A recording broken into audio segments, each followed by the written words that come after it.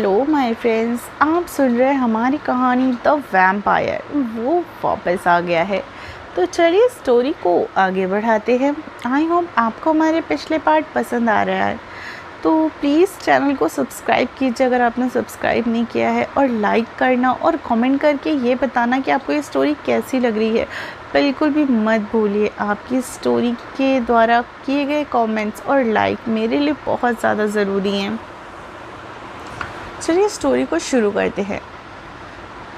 ख्वाहिश अपने कमरे में आती है, उसकी नज़र उस डायरी पर पड़ती है तो वो सोचने लगती है, कौन है ये आरफ, और एक वैम्पायर है या एक भेड़िया। कितनी अजीब सी डायरी है, जैसे बरसों पुरानी हो। ख्वाहिश डायरी खोलकर पढ़ना शुरू करती है। आज का दिन फिर से इस मौसम की खूबसूरती को देखकर लिखने का दिल ही कर गया। मैं यहाँ अपनी ज़िंदगी के कुछ लम्हे या बहुत सारे भी हो सकते हैं, उन्हें ही लिख रहा हूँ। इंसानों की दुनिया में रहने के कारण हमें भी उनकी तरह स्कूल और कॉलेज में जाकर पढ़ाई करनी पड़ी। हालांकि हमने स्कूल में जाकर नहीं पढ़ा, लेकिन हमारे पास सारे ज़रूरी कागज़ हैं जो कॉलेज जाने के लिए उपयोगी होते हैं। कॉलेज जाने में उतनी परेशानी थी।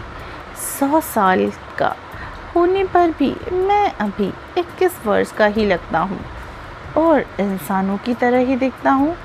ये पहचान करना मुश्किल है कि मेरी आयु इस वक्त क्या हो सकती है। कॉलेज में एडमिशन हो चुका था। हम सारे भाई बहन एक एक करके कॉलेज जाना शुरू कर दिए थे। मेरा भी ये पहला दिन था कॉलेज में। आज के दिन ही वो मुझे मिली थी जहाँ से मेरी कहानी शुरू होने वाली थी। मेरी ज़िंदगी का खूबसूरत सफ़र मेरा इंतज़ार कर रहा था। Saint Lawrence College. मेरा पहला दिन बहुत खूबसूरत था और मैं कॉलेज में सबसे आकर्षण का केंद्र भी बन गया था। सब मेरी पर्सनैलिटी और रॉयल्टी से प्रभावित थे। सब मिलकर मुझसे बातें करना चाहते थे, लेकिन बचपन से ही इंसानों से दूरी बनाए रखने की वजह से मैं उनसे दूर ही रहना चाहता था। मैं सीधा जाकर कॉलेज के डीन से मिला और उनसे अपनी क्लासेस के बारे में जानकारी लेने के बाद क्लास लेने चला गया। क्लास ढूंढना मेरे लिए कोई मुश्किल काम नहीं था। क्लासरूम में कोई भी अपनी जगह नहीं बैठा हुआ था, सब मस्ती कर रहे थे क्योंकि प्रोफेसर को आने में अभी वक्त था। मैं भी एक तरफ खड़ा होकर उन सबको देख रहा था। इतने में क्लासरूम में अंदर जाते हुए एक लड़की तेजी से भागते हुए आई और मुझसे टकरा गई। नीली आंखें, सुनहरे बाल, मुझे बस यही दिखा सबसे पहले। मैं बस एकटक उसे देखता ही रह गया। उसकी इन नीली आंखों में समुंदर की जितनी गहराई दिख रही थी मुझे।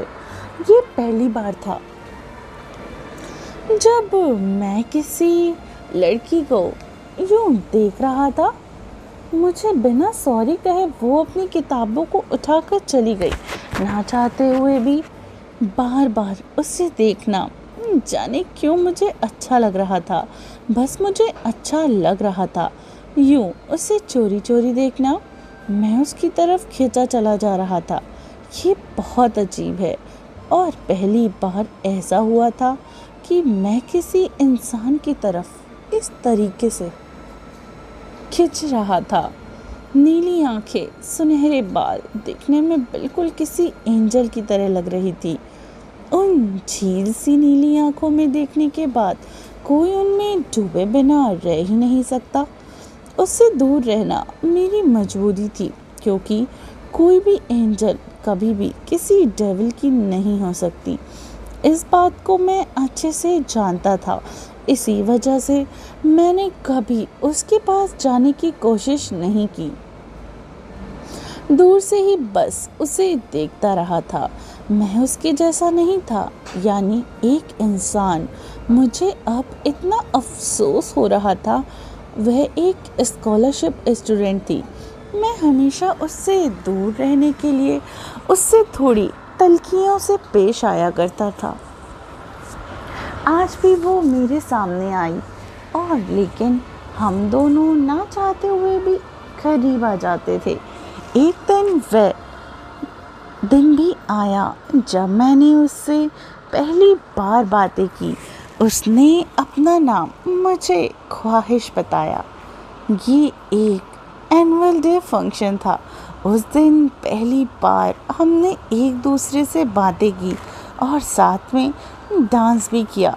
पार्टी के दौरान एक लड़का जो हमारे ही कॉलेज का था, वो ख्वाहिश के साथ डांस करने के लिए ज़बरदस्ती करने लगा। वह लड़के के सामने सबसे अमीर बच्चों में से था। वह ख्वाहिश का हाथ पकड़ ज़बरदस्ती पकड़ते हुए खींचकर ले जा रहा था। मुझे ये देखकर बहुत गुस्सा आया। हालांकि मुझे अपने गुस्से पर काबू करना आता है, लेकिन उस दिन मैंने ऐसा कुछ नहीं किया। मैंने ख्वाहिश का हाथ उससे छुड़ाते हुए उस लड़के के मुंह पर एक जोरदार मुक्का जड़ दिया। वो दूर गिरा और उसके मुंह से खून आने लगा। सब हमारी तरफ ही देख रहे थे। उसे मारकर मैं ख्वाहिश का हाथ पकड़कर उसे वहाँ से बाहर ले आया। उस दिन ख्वाहिश ने मुझसे पहली बार बात की थी। मुझे उसी दिन पता चला कि उसका नाम ख्वाहिश है। उससे मिलने के बाद उसे उसके घर पर ही मैंने ड्रॉप किया। जेनी को ये पसंद नहीं आया। वो ये देखकर गुस्सा थी कि मैंने ख्वाहिश की मदद की और उसे घर भी छोड़ा था। उसे मेरे किसी और के करीब आने से नफरत होती थी। अब उसकी आंखों में ख्वाहिश चुभने लगी थी। जेनी अब ख्वाहिश को नुकसान पहुंचाने के मौके तलाशने लगी थी। मुझे इसका आभास काफ़ी देर बाद हुआ। मैं और ख्वाहिश अब दोस्त बनने लगे थे। मैं अब उससे भागने की बजाय उससे अच्छे से पेश आता। उसने मुझे बताया कि पहले वो उसे यानी मैं बेहद खड़ूस और एरोगेंट नज़र आता था, लेकिन धीरे धीरे उसकी नज़रों में मेरी छवि बदल रही थी। ये तुम क्या कर रहे हो? एक इंसान से दोस्ती? क्या तुम्हें पता नहीं हम कौन हैं? हमारा इंसानों से दोस्ती करना सही नहीं है। तुम्हें ये समझना होगा। आरफ, ये मेरी मॉम थी जो मेरे और ख्वाहिश की बढ़ती दोस्ती की वजह से खुश नहीं थी। मुझे पता है मैं क्या कर रहा हूँ। आप सबको इसमें पढ़ने की कोई ज़रूरत नहीं है। हम इंसानों के बीच रहते हैं, ये आप लोग भी नहीं भूले।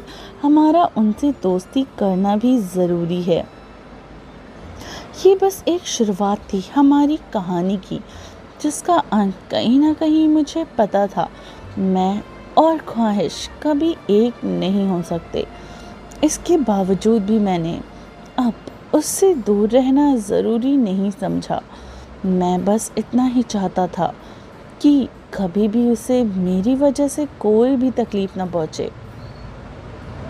तभी यहाँ पर ख्वाहिश का फ़ोन बजने लगा और ख्वाहिश डायरी से बाहर आकर अपना फ़ोन देखती है। उसकी दोस्त ईशा का फ़ोन आ रहा था तो कहती है, कहाँ गायब हो गई हो ख्वाहिश? कितने दिन हो गए तुमसे मिले हुए। और तुम मिलने भी नहीं आती। जब से कैंप से वापस आए हैं तुम मिल भी नहीं रही हो यार हम लोगों से। ख्वाहिश कहती है, हाँ वो मैं ठीक हूँ, नैना दी आई हुई है ना, उन्हीं के साथ बिज़ी थी। वैसे कल हम कॉलेज में हम लोग मिल ही तो रहे हैं। तुम लोगों ने प्रोजेक्ट को लेकर कोई तैयारी की है क्या? कुछ मिला तुम्हें? ईशा कहती है, नहीं यार अभी तक कुछ नहीं किया। हम कल मिलते हैं, उसके बाद सोचते हैं ना कि आगे क्या करना है। ठीक है, ख्वाहिश कहती है और इतना ही कहकर वो फ़ोन कट कर देती है। ख्वाहिश अब फिर से डायरी की तरफ देखती है। डायरी को देखने के बाद वो किसी गहरी सोच में डूब जाती है। वह मिरर के सामने जाकर खड़ी होती है और खुद को मिरर में देखने लगती है। वही नीली आंखें और सुनहरे बाल। ख्वाहिश अपने बालों को हाथ लगाती है और अपनी आंखों को मिरर में देखकर थोड़ी सोच में पड़ जाती है। उसे डायरी में पढ़ा हुआ हर लफ्ज़ याद आने लगता है। थोड़ी देर तक सोचने के बाद वह झटके से अपनी दुनिया से बाहर आती है और अपने सिर पर एक थपकी लगाते हुए कहती है, ये भगवान, ये क्या मैं सोच रही हूँ? मैं भी ना बिल्कुल पागल हो गई हूँ। आखिर क्या कनेक्शन है हमारी इस ख्वाहिश का उस ख्वाहिश के बीच में? जानने के लिए स्टोरी में बने रहिए। और अगर आपने चैनल को सब्सक्राइब नहीं किया है तो जल्दी से जाके चैनल को सब्सक्राइब कीजिए और बेल आइकन को दबाना मत भूलिएगा। स्टोरी पसंद आती है तो लाइक, शेयर एंड कमेंट करिए। तो चलिए मिलती हूँ कहानी के अगले एपिसोड में। तब तक अपना ख्याल रखिए और सुनते रहिए द वैम्पायर, सिर्फ टिनी FM।